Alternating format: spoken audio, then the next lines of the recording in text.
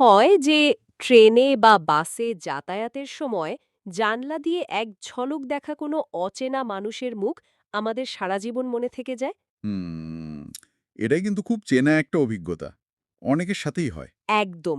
অথচ এই ধরুন ঠিক গত সপ্তাহে কার সাথে বসে লাঞ্চ করা হয়েছিল তা বেমালুম মাথা থেকে বেরিয়ে যায়। মানুষের স্মৃতির এই অদ্ভুত সিলেক্টিভ বেছে নেওয়ার স্বভাবটা আসলে কিভাবে কাজ করে? আমরা কি সত্যি অতীতকে তার আসল রূপে মনে রাখি? নাকি বাস্তবতার রূঢ় আঘাত থেকে বাঁচার জন্য নিজেদের মনের মতো করে একটা নিখুঁত গল্প সাজিয়ে নিই? ঠিক এই মনস্তাত্ত্বিক জায়গাটিতেই আজকে আমরা পা রাখব। আজকের এই গভীর বিশ্লেষণে আমরা এমন একটি ক্লাসিক সাহিত্য নিয়ে আলোচনা করব যা পশ্চিমবঙ্গ উচ্চ মাধ্যমিক শিক্ষা সংসদের একাদশ ও দ্বাদশ শ্রেণীর ইংরেজি পাঠ্য বই আর রেলম অফ ইংলিশ বি সিলেকশনেও রাখা হয়েছে। হ্যাঁ, আর এই সংকলনের মূল উদ্দেশ্যই হল বিভিন্ন বাস্তব পরিস্থিতি, বিচিত্র মানব চরিত্র আর মনস্তত্ত্বের সাথে পাঠকদের পরিচয় করানো। ঠিক তাই। আর এই বিশাল সাহিত্য ভাণ্ডার থেকে আজ আমরা বেছে নিয়েছি রাস্কিন বন্ডের লেখা অত্যন্ত জনপ্রিয় একটি ছোট গল্প the night train at Deoli. Ruskin বন্ডের লেখা তো সবসময় খুব স্পেশাল। সাহিত্য তো আসলে মানুষের অবচেতন মনের একটা নিখুঁত আয়না। এই গল্পটি প্রথমবার পড়লে মনে হতে পারে এটি কেবলই একটি ট্রেনের যাত্রাপথের বিবরণ। হ্যাঁ, বা হয়তো নিতান্তই এক কিশোর বয়সের ভালো লাগার গল্প, তাই না? ঠিক। কিন্তু এর ভেতরে মানুষের মনস্তত্ত্বের এক অদ্ভুত জটিলতা লুকিয়ে আছে। আজকের এই গভীর অনুসন্ধানের মূল লক্ষ্য বা মিশনটাই হল এটা বোঝা যে কেন একটি ক্ষণস্থায়ী কিন্তু তীব্র আবেগের মুহূর্ত মানুষের সারা জীবনের সবচেয়ে বড় স্মৃতি হয়ে দাঁড়াতে পারে। আর তার চেয়েও বড় কথা, কেন মানুষ অনেক সময় নির্মম বাস্তবকে মেনে নেওয়ার চেয়ে নিজের অপূর্ণ স্বপ্নকেই বেশি আঁকড়ে ধরে বাঁচতে চায়। ঠিক আছে, বিষয়টা একটু খুলে দেখা যাক। নিশ্চয়। গল্পের প্রেক্ষাপটটা কিন্তু দারুণ সিনেম্যাটিক। ১৮ বছরের এক তরুণ যে কলেজে পড়ে, সে তার গ্রীষ্মের ছুটিতে দেহরাদুনে তার ঠাকুমার কাছে যাচ্ছে। হ্যাঁ, ওই গরমের ছুটির একটা আলাদা নোস্টালজিয়া আছে।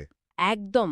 আর সেই যাত্রাপথে রাতের ট্রেনটি ভোর ৫টার সময় এসে থামে দেউলি নামের একটি ছোট্ট, প্রায় পরিত্যক্ত স্টেশনে। মূল উৎস থেকে আমরা জানতে পারি দেহরা থেকে ৩০ মাইল দূরের এ দেউলি স্টেশনটি হল ইন্ডিয়ান তারাই জঙ্গলের একেবারে শুরুর বিন্দু। স্টেশনের পরিবেশটা একবার কল্পনা করা যাক। বৈদ্যুতিক বাল্ব আর তেলের প্রদীপের আধো আলো আধো অন্ধকার, একটা অদ্ভুত রহস্যময় পরিবেশ। আর শুনলে অবাক হতে হয়, পুরো স্টেশনে মাত্র একটি প্ল্যাটফর্ম, স্টেশন মাস্টারের একটা ছোট্ট অফিস, একটা ওয়েটিং রুম, একটি চায়ের দোকান, একজন ফল বিক্রেতা আর কিছু ভবঘুরে কুকুর। হ্যাঁ, এর বাইরে সেখানে আর কিচ্ছু নেই। আর সবচেয়ে মজার ব্যাপার হলো ট্রেনটি সেখানে পুরো ১০ মিনিট থামে। ১০ মিনিট একটা ফাঁকা স্টেশনে। ঠিক তাই। কিন্তু আশ্চর্যের বিষয় হলো কেউ সেই ট্রেনে ওঠেও না, আর কেউ ট্রেন থেকে নামেও না।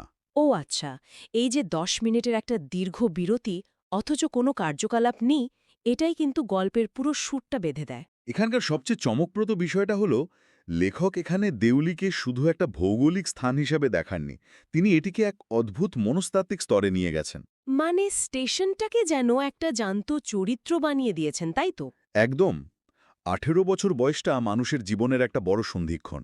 এই বয়সে মানুষ না থাকে কৈশোরে, না পৌঁছায় পূর্ণবয়স্ক জীবনে। হ্যাঁ, এই বয়সটার ভেতরে একটা স্বভাবজাত একাকিত্ব থাকে, আর থাকে অজানা রোম্যান্সের প্রতি এক অদম্য কৌতূহল। ঠিক।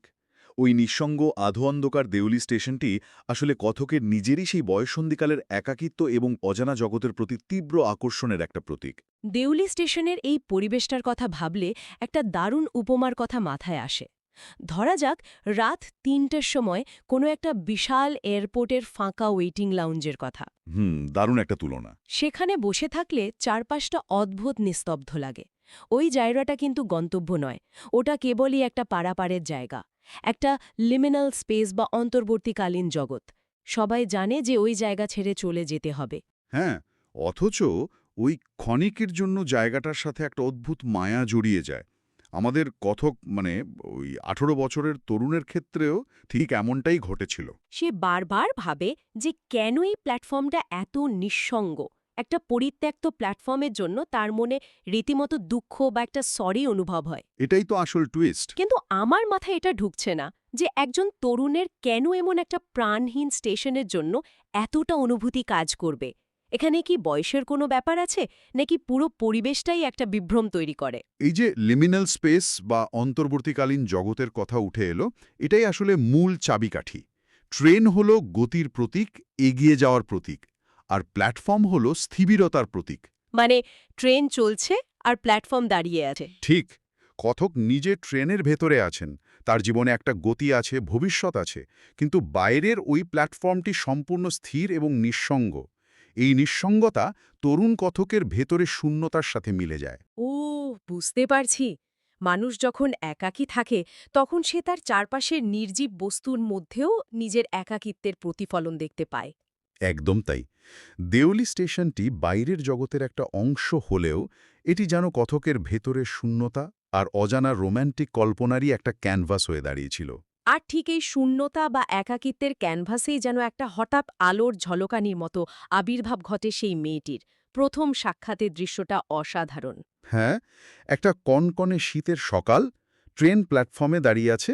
আর ঠিক তখনই ঝুড়ি বিক্রেতা কাঁধে একটা শাল জড়ানো, কিন্তু বর্ণনায় বলা হচ্ছে মেয়েটির ত্বক ফ্যাকাশে, উজ্জ্বল কালো চুল। আর সবচেয়ে নজর কাড়া হলো তার চোখ দুটো।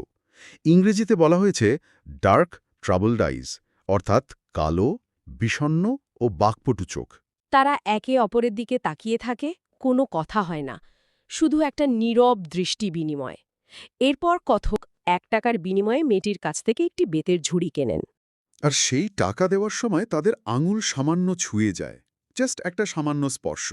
ট্রেন যখন ছেড়ে দেয়, কথক দেখেন মেয়েটি প্ল্যাটফর্মে একা দাঁড়িয়ে তার দিকে তাকিয়ে হাসছে।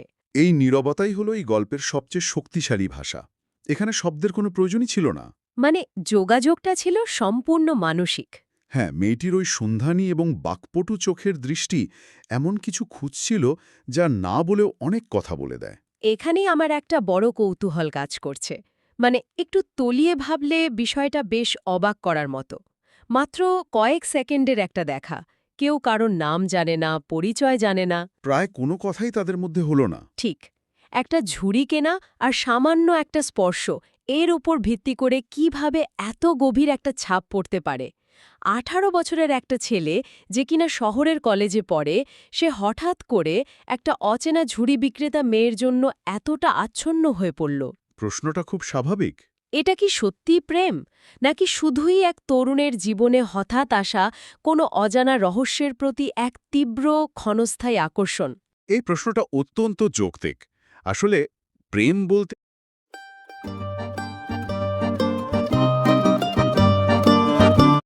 আমরা সাধারণত যা বুঝি, যেখানে পরিচয়, আলাপচারিতা, সময় কাটানো এবং একে অপরকে জানার একটা ব্যাপার থাকে, এটা ঠিক সেরকম কিছু নয়। তাহলে ব্যাপারটা কি? এই আকর্ষণটার ভিত্তি হল রহস্য এবং ওই বয়সের মানসিক সংবেদনশীলতা। 18 বছরের ওই তরুণের জীবনে সেই প্রথমবার কেউ হয়তো তার দিকে অতটা গভীর ও বিষণ্ণ দৃষ্টিতে তাকিয়েছিল। ও, আচ্ছা, মানে ওই দৃষ্টি বিনিময়টাই একটা আলাদা জগৎ তৈরি করেছিল। একদম। ওই দৃষ্টি বিনিময় তরুণের মনে এক অদ্ভুত দায়িত্ববোধ ও মমতার জন্ম দেয়, যাকে আমরা সাইকোলজির ভাষায় সেভিয়ার কমপ্লেক্স বলতে পারি। ছোট্ট একটা স্পর্শ বা একটা গভীর চাউনি মনের ভেতরে বিশাল একটা ঝড় তোলার জন্য যথেষ্ট।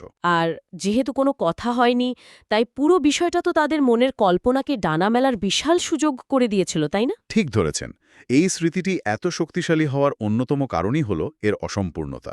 কল্পনায় মানুষ অপরদিকের মানুষটিকে একদম নিখুঁত হিসাবে সাজিয়ে নিতে পারে। অসম্পূর্ণতার কারণে স্মৃতি শক্তিশালী হয়, এটা খুব চমৎকার এবং মনস্তাত্ত্বিক একটা দৃষ্টিভঙ্গি।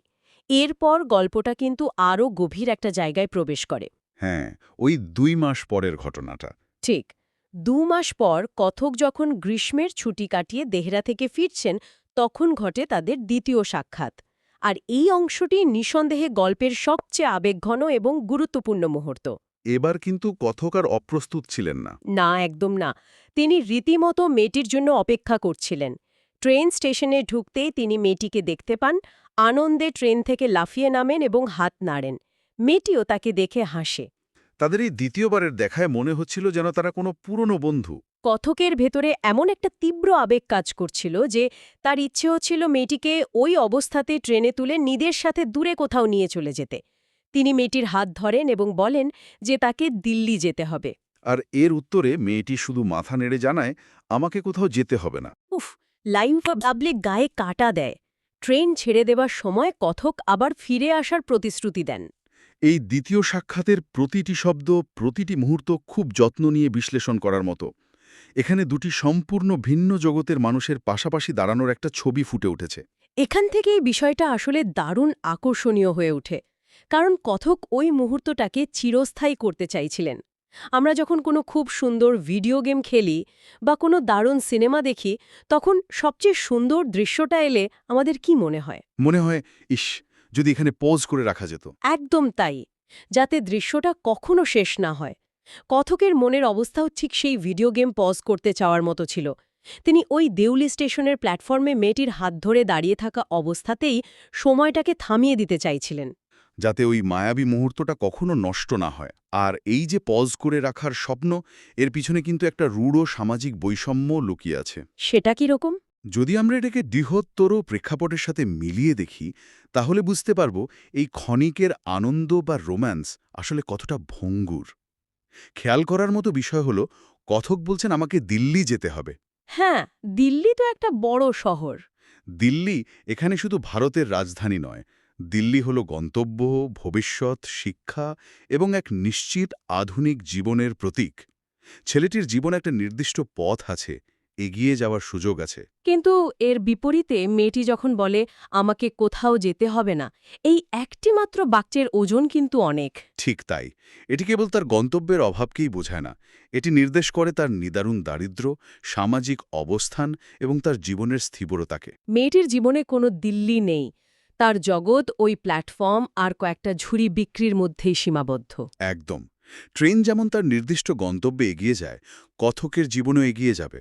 কিন্তু ওই প্ল্যাটফর্মটা যেমন চিরকাল একই জায়গায় দাঁড়িয়ে থাকে, মেয়েটির জীবনও ঠিক তেমনই ওই স্টেশনই আটকে আছে। এই আর্থ-সামাজিক ব্যবধানটাই তাদের সম্পর্কটাকে বাস্তবে রূপ নেওয়ার পথের সবচেয়ে বড় বাধা। এই সামাজিক বৈষম্যের বিষয়টা গল্পের ভেতরে একটা চাপা বিষণ্ণতা তৈরি করে দেয়, যা পাঠককে গভীরভাবে নাড়া দেয়। এরপরই তো আসে গল্পের সেই মোড় ঘোরানো অংশটা। হ্যাঁ, পরের বছর গ্রীষ্মের ছুটিতে কথক যখন আবার প্রবল উত্তেজনা নিয়ে দেউলিতে আসেন, তখন আর মেয়েটিকে দেখতে পান না। তিনি পাগলের মতো প্ল্যাটফর্মে খোঁজেন। স্টেশন মাস্টারকে জিজ্ঞাস করলে তিনি কিছুই বলতে পারেন না। উল্টে ট্রেন ছেড়ে দিচ্ছে বলে তাকে দ্রুত উঠে পড়তে বলেন। পরবর্তীতে খোঁজ নিয়ে কথক জানতে পারেন যে পুরনো স্টেশন মাস্টার বদলি হয়ে গেছেন, আর প্ল্যাটফর্মের ওই চায়ের দোকানের মালিক, যাকে বর্ণনা একটা কুঁচকে যাওয়া নোংরা পোশাক পরা মানুষ হিসেবে তুলে ধরা হয়েছে, হ্যাঁ, সে সম্পূর্ণ উদাসীনভাবে জানায় যে মেয়েটি আর আসে না। এবং তার সাথে তিনি এমন একটা কথা যোগ করেন যা আক্ষরিক অর্থেই বুকে গিয়ে বেঁধে, সে আমার কেউ ছিল না। চা বিক্রেতার ওই কথাটা আসলে বাস্তব জগতের চরম উদাসীনতা আর নির্দয়তার একটা প্রতীক। এখানে একটা দারুণ বৈপরীত্য কাজ করছে।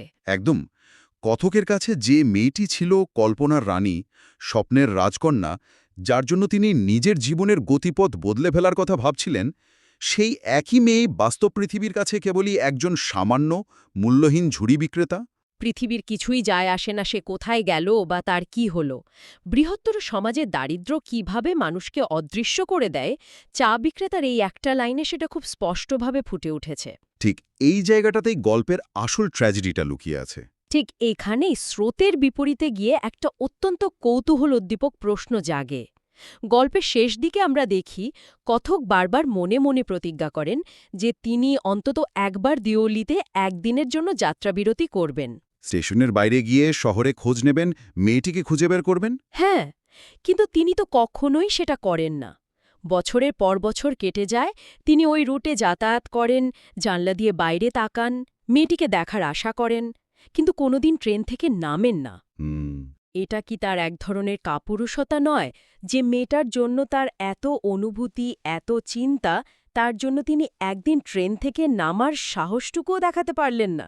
এটি একটি অত্যন্ত গুরুত্বপূর্ণ প্রশ্ন তুলে ধরে, এবং এই প্রশ্নের উত্তরের মধ্যেই লুকিয়ে আছে মানব মনস্তত্ত্বের সবচেয়ে বড় রহস্য। মানে, এটাকে কাপুরুষতা বলা যাবে না? বাইরে থেকে দেখলে এটাকে অনায়াসেই কাপুরুষতা বলে মনে হতে পারে, কিন্তু মনস্তাত্ত্বিক দৃষ্টিকোণ থেকে দেখলে এটা হলো সেলফ প্রিজার্ভেশন, বা নিজেকে রক্ষা করার একটা উপায়। নিজেকে রক্ষা করার উপায় কিভাবে? কথক কেন ট্রেন থেকে নামেননি? কারণ তিনি বাস্তবতাকে ভয় পাচ্ছিলেন। তিনি যদি স্টেশনের বাইরে যেতেন তবে হয়তো জানতে পারতেন যে দারিদ্র্য বা অপুষ্টির কারণে মেয়েটি অসুস্থ হয়ে মারা গেছে। বা হয়তো চরম বাধ্যবাধকতার কারণে তার অন্য কোথাও বিয়ে হয়ে গেছে। হ্যাঁ, অথবা হয়তো তাকে এমন কোনো নির্মম পেশায় যুক্ত হতে বাধ্য করা হয়েছে যা ভাবলেও শিউরে উঠতে হয়। এই যে কোনো বাস্তব তথ্যই তার মনের ভেতরের ওই নিখুঁত, সুন্দর, রোম্যান্টিক স্মৃতিকে চিরতরে ধ্বংস করে দিত। হ্যাঁ, কথক নিজেই তো এক জায়গায় এই ভয়ের কথা স্বীকার করেছেন। তিনি বলেছেন, ইট মে স্পয়েল মাই গেম, অর্থাৎ বাস্তব সত্যিটা জানলে সেটি তার নিজের মনে সাজানো খেলাটাকে নষ্ট করে দিতে পারে। এই গেম বা খেলা শব্দটার ব্যবহার কিন্তু ভীষণ তাৎপর্যপূর্ণ। একদম। এই খেলাটা হলো তার কল্পনার খেলা। যতক্ষণ তিনি সত্যিটা জানছেন না, ততক্ষণ পর্যন্ত মেয়েটি তার মনের ভেতরে চিরকাল ওই 18 বছরের লাজুক সুন্দর এক তরুণী হয়ে বেঁচে আছে, যে প্ল্যাটফর্মে দাঁড়িয়ে তার দিকে তাকিয়ে হাসছে। বাস্তবতা হলো পরিবর্তনশীল, রূঢ় এবং অনেক ক্ষেত্রেই হতাশাজনক। কিন্তু কল্পনা হলো অপরিবর্তিত এবং নিরাপদ। কথক তাই বাস্তবের মুখোমুখি হয়ে মোহভঙ্গ হওয়ার তীব্র যন্ত্রণার চেয়ে আজীবন ওই ট্রেনের জানলা দিয়ে বাইরের দিকে তাকিয়ে স্বপ্ন দেখাকেই বেশি নিরাপদ ও মধুর বলে মনে করেছেন। তিনি স্বেচ্ছায় একটি অপূর্ণতাকে বেছে নিয়েছেন, কারণ ওই অপূর্ণতার মধ্যেই তার স্মৃতিটুকু সবচেয়ে বেশি সুরক্ষিত। এই স্বেচ্ছায় বেছে নেওয়া অপূর্ণতায় গল্পটিকে এতটা কালজয়ী করে তুলেছে। তাহলে এই সব কিছুর অর্থ কি দাঁড়াচ্ছে? রাস্কিন বন্ডের দ্য নাইট ট্রেন অ্যাট ডিওলি কেবল দুটি অল্পবয়সী ছেলেমেয়ের একটি অসমাপ্ত প্রেমের গল্প নয়। না, একদমই নয়। এটি আসলে আমাদের স্মৃতির যত্ন নেওয়ার গল্প। কিভাবে আমরা আমাদের মনের ভেতরের সুন্দর মুহূর্তগুলোকে, আমাদের প্রথম ভালো লাগাগুলোকে বাস্তবের রূঢ় নিষ্ঠুর আঘাত থেকে বাঁচিয়ে রাখি, এটি তারই এক অসাধারণ চিত্রায়ন। আমরা অনেক সময় চরম সত্যের মুখোমুখি দাঁড়ানোর চেয়ে আমাদের মনের ভেতরের সুন্দর কল্পনাগুলোকে নিয়ে বাঁচতে বেশি পছন্দ করি, কারণ সেই কল্পনাগুলোর ওপর আমাদের নিজেদের পূর্ণ নিয়ন্ত্রণ থাকে। আর এই গল্পের জাদুটা ঠিক এখানেই যে এটা শুধু ওই কথকের ব্যক্তিগত গল্প হয়ে আটকে থাকে না, এটা একটা সর্বজনীন গল্প হয়ে ওঠে। প্রতিটি মানুষের অবচেতন মনের একটা আয়না হয়ে দাঁড়ায় এই দেউলি স্টেশন। একদম ঠিক কথা। মানুষের জীবনের সাথে যদি গল্পটিকে মিলিয়ে দেখা হয়, তবে বুঝতে অসুবিধা হয় না যে আমাদের প্রত্যেকের জীবনেই হয়তো এমন কোনো না কোনো দেউলি স্টেশন আছে। এমন কোনো মানুষ, এমন কোনো হারানোর সুযোগ বা এমন কোনো সম্পর্ক যা ওই রাতের ট্রেনের মতোই আমাদের জীবন থেকে পেরিয়ে গেছে। আমরা আর কখনো সেই প্ল্যাটফর্মে ফিরে যাইনি ঠিকই, কিন্তু আজীবন আমাদের মনের জানলা দিয়ে আমরা সেই ফেলে আসা প্ল্যাটফর্মের দিকে তাকিয়ে থাকি আর ভাবি, যদি এমনটা হতো, বা যদি আমি সেদিন ট্রেন থেকে নেমে পড়তাম। মানুষ আসলে তার অতীতকে নিজের মতো করে সাজিয়ে রাখতে ভালোবাসে। অতীত যখন বর্তমান ছিল, তখন হয়তো তাতে অনেক ত্রুটি ছিল, অনেক কঠিন বাস্তবতা ছিল। কিন্তু সময়ের সাথে সাথে আমরা আমাদের মন থেকে সেই ত্রুটিগুলোকে মুছে ফেলি এবং শুধু নিখুঁত স্মৃতিগুলোকেই সযত্নে লালন করি। এই স্মৃতিগুলোই আমাদের কঠিন বাস্তবের মাঝে বেঁচে থাকার রসদ যোগায়। ঠিক যেন সেই পুরনো অ্যালবামের ফটোগ্রাফের মতো, যা সময়ের সাথে সাথে হয়তো একটু বিবর্ণ হয়, কিন্তু তার ভেতরের ছবিটা কখনোই বদলায় না। আজকের এই গভীর বিশ্লেষণ আমরা এখানে গুটিয়ে আনব, তবে তার আগে একটা নতুন ভাবনার খোরাক রেখে যেতে চাই। হ্যাঁ, এটা নিয়ে সবার একটু ভেবে দেখা উচিত। এমন একটা গল্প যার কোনো বাস্তব ভিত্তি নেই, কিন্তু যে গল্পের ওপর আমাদের সম্পূর্ণ নিয়ন্ত্রণ আছে, যে গল্পে কখনোই কোনো বিচ্ছেদ, হতাশা বা কষ্ট নেই। দারুণ একটা পয়েন্ট। এই গভীর প্রশ্নটি নিয়ে ভাবার আমন্ত্রণ জানিয়ে আজকের মতো এখানেই শেষ করছি। এতক্ষণ সাথে থাকার জন্য অসংখ্য ধন্যবাদ।